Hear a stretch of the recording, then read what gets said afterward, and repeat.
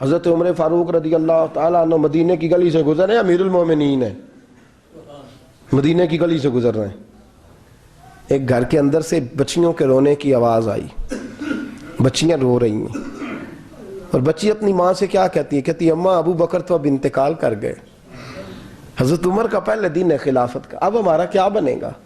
ابو بکر تو وصال کر گئے۔ حضرت عمر فاروق رضی اللہ تعالیٰ عنہ نے رونے کی آواز سنی، دروازے پہ دستک دی، کہا بیٹو کیا بات ہے؟ تو بچیاں کہنے لگیں عمر ہمارے ابا جی ہماری 10-15 بکریاں ہیں، تو ہمارے والد صاحب ان کا دودھ دھو کے بیچا کرتے تھے، گزارا ہو جاتا تھا۔ جس دن ابا جی فوت ہوئے تو اس دن سے لے کر ابو بکر صدیق روز عصر کے بعد آیا کرتے تھے، ہماری بکریوں کا دودھ دھو کے دیتے تھے، کچھ ہم پیتی تھی، کچھ بیچ لیتی تھی، گزارا چلتا تھا۔ جس دن ابو بکر صدیق خلیفہ بنے تو ہم نے جا کے کہا ابو بکر اب کون دودھ دھوئے گا؟ تو سیدنا صدیق اکبر رضی اللہ تعالیٰ عنہ نے فرمایا بیٹے پہلے تو میں مرضی سے خدمت کرتا تھا، اب تو مصطفیٰ کی امت کی نوکری میری ڈیوٹی بن گئی ہے، تو میں آؤں گا۔ بچیاں رو رہی ہیں، حضرت عمر کو بتاتی ہیں، کہتی ہیں ابو بکر چلے گئے ہیں تو ہم پریشان ہیں، یتیم ہیں، لاوارث ہیں، بھائی کوئی نہیں، کون آئے گا، کون دیکھ بھال کرے گا؟ حضرت عمر فاروق گھٹنوں کے بل زمین پہ بیٹھ گئے، ان چھوٹی چھوٹی بچیوں کو سینے سے لگایا، فرمانے لگے میں ابو بکر کا کیا کروں، میرے لیے رستے بڑے مشکل کر گیا ہے، میں اس کے کس بادشاہ وقت ہو کے وہ غریبوں کے گھروں میں آ کے ان کی بکریوں کا دودھ بھی دوتا تھا، امیر المومنین ہو کے یہ رنگ بھی تھا۔ فرمایا بیٹیوں فکر نہ کرنا، جب تک عمر زندہ رہے گا، عمر آتا رہے گا، یہ نوکری کرتا رہے گا۔ کچھ دن بیتے تو حضرت عمر فاروق کو یاد آیا اوہو مدینے میں ایک بوڑھی اماں بھی رہتی ہے جس کا کوئی گھر کا کام کرنے والا نہیں، اور جس بی بی کا کوئی بال بچہ نہیں اور آنکھوں سے بھی وہ نابینی ہے۔ حضرت ابو بکر صدیق رات کے سناٹے میں جایا کرتے تھے، اس کے گھر میں جھاڑو دیتے تھے، یہ بادشاہ ہے، اس کی فقیری کا رنگ دیکھو، اس کو کنویں سے پانی بھر کے لا کے دیتے تھے۔ اور یہ لفظ آپ سنیں گے تو حیران ہو جائیں گے، اس بوڑھی اماں کے لیے نا ایک کونے میں گھر میں دور بار شیر میں ایک جگہ کھود دی تھی جہاں وہ بی بی پخانہ اور پیشاب کرتی تھی۔ امیر المومنین حضرت ابو بکر صدیق رات کو جاتے تھے اور اس کا وہ پخانہ وہاں سے اٹھا کے باہر پھینک کے آیا کرتے تھے۔ اس عورت نے پیغام بھیجا کہ عمر سے کہو میری بھی ڈیوٹیاں تو نہیں سر انجام دینی ہیں۔ عمر فاروق ساری رات کام کرتے، سناٹا گہرا ہوتا تو جھاڑو دبایا ہے بغل میں اور عمر فاروق نکلے ہوئے، اس بی بی کے گھر میں جھاڑو دیا جا رہا ہے۔ حضرت انس بن مالک فرماتے ہیں میں نے آخری عمر میں بھی اس بوڑھے عمر کو دیکھا ہے، اس بڑھاپے میں بھی میں نے اس شخص کو دیکھا ہے کہ جب وجود کمزور ہو گیا، داڑھی سفید ہو گئی، لیکن پھر بھی اس کا انداز نہیں بدلا، اس نے ساری زندگی بادشاہی میں فقیری کر کے گزار دی، یہ پھر بھی کسی کے گھر میں جھاڑو دیتا ہے، کسی کی بکریوں کا دودھ دھوتا ہے، یہ کسی غریب میرے دوست یہ۔ اور جب سیدنا فاروق اعظم رضی اللہ تعالیٰ عنہ خطبہ دینے بیٹھتے ہیں تو کپڑے پھٹے ہیں، پیبند لگے ہیں، مزاج سادہ ہے، بڑا مال آیا ہے، بڑا مال، لیکن تقسیم کر دیا، اور یہی انداز آگے اپنے گورنروں کو دیا۔ حضرت سعید بن عامر رضی اللہ تعالیٰ عنہ آپ کے گورنر ہیں، حمص کے گورنر ہیں۔ جب لسٹ آئی نا غریبوں کی، حضرت عمر نے کہا کہ حمص کے جتنے غریب لوگ ہیں ان کی لسٹ بنا کے بھیجو، ان کو چندہ لگانا ہے۔ تو 17ویں 18ویں نمبر پر حضرت سعید بن عامر کا نام بھی آ گیا، گورنر صاحب کا۔ تو حضرت عمر نے سوچا شاید کوئی اور سعید بن عامر ہے، فرمانے لگے یہ کون ہے؟ جس کی ڈیوٹی لگائی تھی اس سے کہنے لگے یہ سعید کون ہے؟ تو کہا حضرت جی ہمارے صوبے کا گورنر۔ تو فرمایا اس کی لسٹ فقیروں میں؟ فرمانے لگے پتہ نہیں آپ نے کیا رنگ بھر کے بھیجا ہے، مہینہ مہینہ یہ شخص درختوں کے پتے کھا کے گزارا کر دیتا۔ یہ میں فرشتوں کی کہانیاں نہیں سنا رہا آپ کو، میں آپ کو جنات کی یا عالم بالا کی باتیں نہیں، اس دھرتی پہ بسنے والے، اس دھرتی پہ وقت گزارنے والے میرے رسول پاک کے تیار کردہ ہیرو کی باتیں عرض کر رہا ہوں۔ حضرت عمر گئے ایک دفعہ، کہا مجھے بتاؤ تمہارا گورنر کیسا ہے؟ تو حمص کے لوگ کہنے لگے ہمیں اپنے گورنر سے 4 شکایتیں۔ کون کون سی؟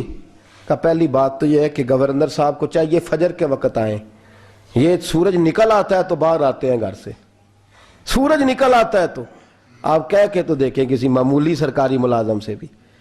پھر آپ دیکھیے آپ کا کیا بنتا ہے. کہا یہ سورج نکلتے وقت آتے ہیں. دوسری شکایت یہ ہے کہ دن کو ملتے ہیں رات کو نہیں ملتے. تیسری شکایت یہ ہے کہ مہینے میں ایک دن ملتے ہی نہیں گورنر صاحب. چوتھی شکایت ہے کہ روتے ہیں کبھی کبھی, اتنا روتے ہیں کہ بے ہوش ہو جاتے ہیں. حضرت فاروق اعظم نے کھڑا کر لیا, فرمایا سعید تیری شکایات آئی ہیں. کہ حضور حکم. فرمایا سنا ہے, پہلے تو فجر کے وقت آ جاتا تھا لوگوں کے مسائل سننے, اب تو سورج نکلتے وقت آتا ہے. کہا حضور بیوی بیمار ہو گئی ہے اور گھر میں نوکر تو ہے کوئی نہیں, تو میں سویرے اٹھتا ہوں تو پہلے ناشتہ بناتا ہوں, بچوں کو کھلاتا ہوں.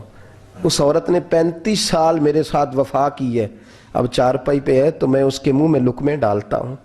کہا اسے کھانا کھلا کے جب وہ دعا دیتی ہے تو پھر نکلتا ہوں. تو کہا سنا ہے تو ہفتے میں ایک دن ملتا ہی نہیں مہینے میں. کہنے لگے حضرت جی جب مدینے سے آیا تھا تو ایک کرتا اور ایک تامد ساتھ لایا تھا, مجھے آج 2.5 سال ہو گئے ہیں, میں نیا لباس نہیں خرید پایا. میں نے عرض کی میں اس دھرتی پہ بسنے والے لوگوں کی داستان سنا رہا ہوں. کہا میں اپنی تامد دھو کر خشک ہونے کو ڈال دیتا ہوں, اسے آدھا دن لگ جاتا ہے, خشک ہوتی ہے تو تامد پہن کے قمیض دھو لیتا ہوں اور پھر قمیض ڈال دیتا ہوں. حضرت جی سارا دن بیت جاتا ہے تو باہر نہیں آ پاتا. حضرت عمر فاروق کی گردن جھک گئی. کہا سنا ہے تو رات کو ملتا ہی نہیں. یہ لفظ کہے تو حضرت سعید بن عامر کہنے لگے یہ میرا راز تھا, آپ میرے امیر نہ ہوتے تو کبھی فاش نہ کرتا. دن میں نے بندوں کے لیے رکھا ہے, رات اپنے رب کے لیے رکھی ہوئی ہے. میں رات کی تنہائیوں میں اپنے کریم کی بارگاہ میں جاتا ہوں اور میں سارے دن کے گناہوں کی معافی مانگتا ہوں. میں اپنی غلطیوں کی تلافی کا سوال کرتا ہوں, اس کے حضور جاتا ہوں, اسے دکھڑے سناتا ہوں. رات میری اس کے لیے بیت جاتی ہے. حضرت عمر کی اور گردن جھک گئی. فرمایا یہ بتا کہ تو ملتا ہی نہیں, کبھی کبھی تو روتا ہے اور بے ہوش ہو جاتا ہے. کہ حضرت جی 40 سال کی عمر میں کلمہ پڑھا ہے, جب 40 سال کے پچھلے گناہ یاد آتے ہیں تو کہ پھر میں ضبط نہیں کر پاتا. وہ خطائیں, وہ پاپ, وہ جرم, وہ خطائیں جب سوچتا ہوں نا کہ رب کھڑا کر کے پوچھے گا بتا یہ جرم کیوں کیا, تو وہ احساس مجھے پریشان کر دیتا ہے. حضرت جی میں پھر برداشت نہیں کر پاتا, پھر میں تڑپ اٹھتا ہوں, میری یہ کوتاہیاں ہیں, بتائیے کیا کہتے ہیں. حضرت فاروق اعظم نے گردن اٹھائی تو آنکھوں میں آنسو تھے. کہنے لگے یا اللہ مجھے اس جیسے کچھ اور گورنر بھی عطا فرما, یا اللہ اس جیسے کچھ اور گورنر بھی. عزیزو اپنا حال کیا ہے. ملک شام جب فتح ہوا تو حضرت سعد بن ابی وقاص رضی اللہ تعالیٰ عنہ کہتے ہیں کہ کچھ لوگ مجھے کہنے لگے کہ ہم آپ سے معاملات طے نہیں کریں گے, ہم جزیہ دیں گے, ٹیکس دیں گے, اسلامی حکومت کے زیر اثر آئیں گے, لیکن آپ سے معاملات طے نہیں کریں گے, اپنے امیر کو بلائیے. تو حضرت سیدنا سعد بن ابی وقاص کہتے ہیں میں نے خط لکھا. فرماتے خط لکھا حضرت عمر کو. میں نے کہا جناب آئیے. جواب میں حضرت عمر نے خط میں جواب لکھا کہ فلان دن فلان تاریخ فلان وقت میں ملک شام پہنچ جاؤں گا. حضرت سیدنا عمر چلے گھر سے, ایک غلام, ایک گھوڑا, ایک نیزہ. حضرت فاروق اعظم نے کچھ کھجوریں, خشک کھجوریں, کچھ سرکہ باندھ کے رکھ لیا رستے میں کھانے کو. یہ بادشاہی میں فقیری ہو رہی ہے. لاکھوں مربع میل کا حکمران ہے, کروڑوں اور اربوں روپے پاس پڑے ہوئے, وہ ساری چیزیں رکھ لیں اور سیدنا عمر فاروق رضی اللہ تعالیٰ عنہ چلنے لگے. اب غلام سے کہنے لگے بھئی میرا گھوڑا ذرا ماڑا ہے, کمزور ہے, طے کر لیں اتنے میل تو گھوڑے پہ بیٹھے گا, میں پیدل چلوں گا, پھر اتنے میل میں گھوڑے پہ بیٹھوں گا, تو پیدل چلے گا.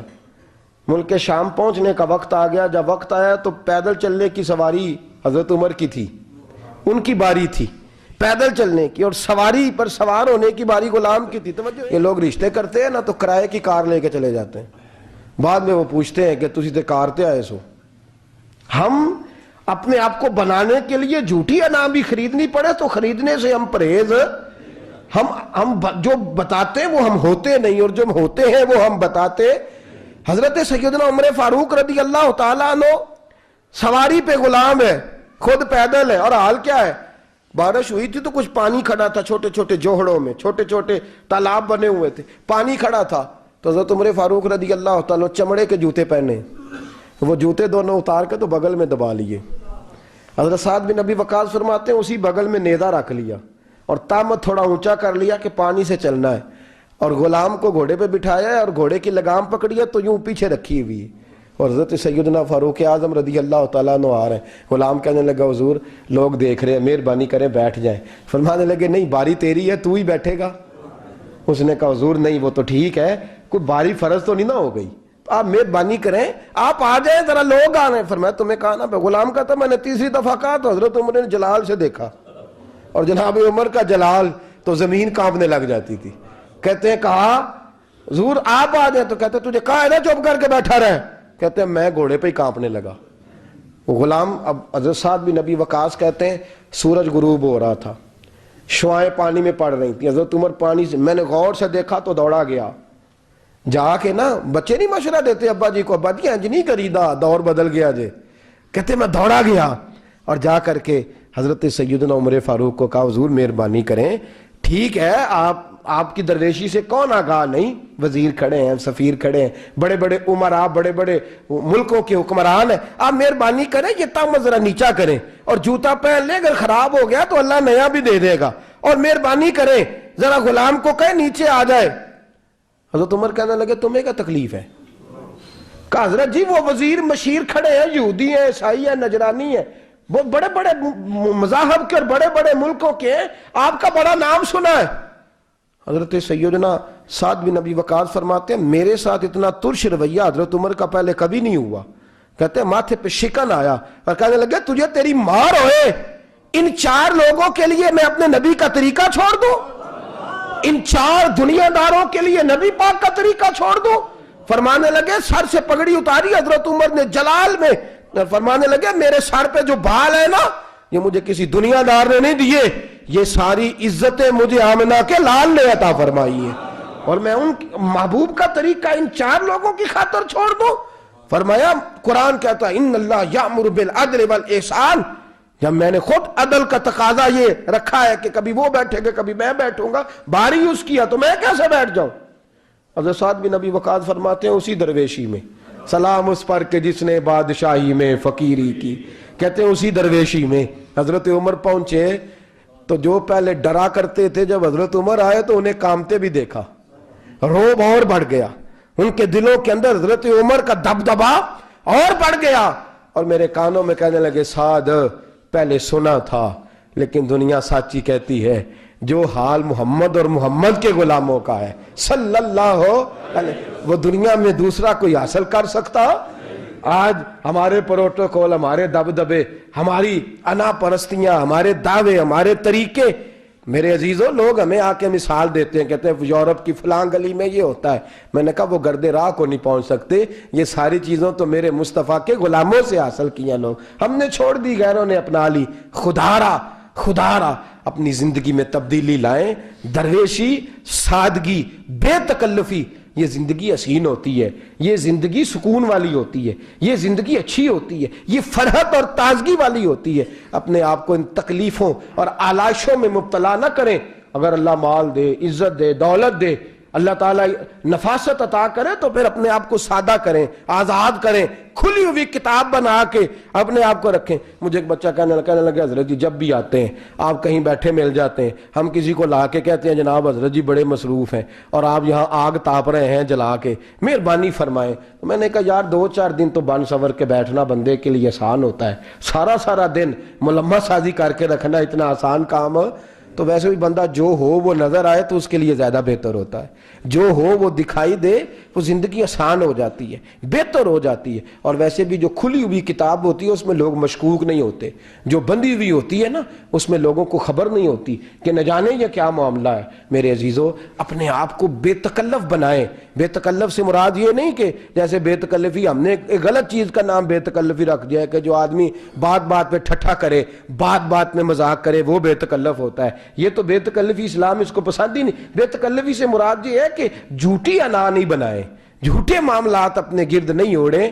اپنی اگر اللہ آپ کو بہت زیادہ مال و دولت دیتا ہے تو جتنا وہ مولانا رومی کہتے ہیں جتنا ٹہنی پہ پھل زیادہ لگتا ہے نا اتنی وہ ٹہنی جھک جاتی ہے، جو اکڑی ہوتی ہے سمجھو وہ خالی ہوتی ہے۔ اگر آپ پھلدار ہیں تو پھر آپ کو جھکے، پھر آپ کو با اخلاق ہونا چاہیے، با مروت ہونا چاہیے، پیار والا ہونا چاہیے۔